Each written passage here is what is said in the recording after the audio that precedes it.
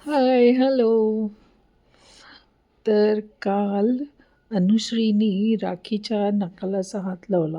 असं क्यूटसा असा हात लावला. तर राखीला राग आला. "तू माझ्या नाकाला का हात लावला?"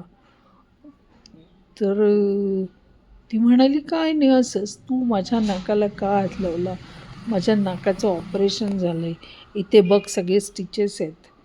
तू माझ्या नाकाला का हात लावला?" तर ती म्हणाली, "असंच."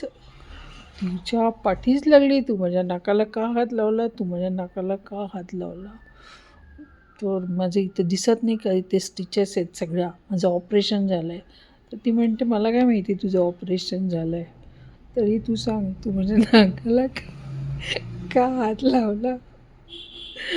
मग ती म्हणते, "मला काय माहिती तू कुठे कुठे फाटली आहेस, तिथे शिवलं आहे तुझ्या, मला काय माहिती." असं बोलली. ती कोण अनुश्री? तर सागर म्हणाला, "नाही अनुश्री, असं नाही बोलायचं."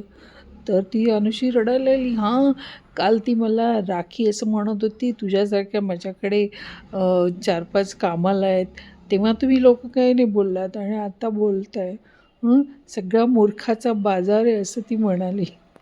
परत आली, राखी परत आली.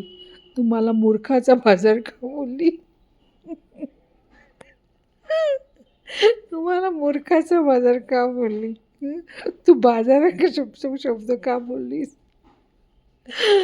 उगीच काहीतरी कारणावरनं भांडते ती.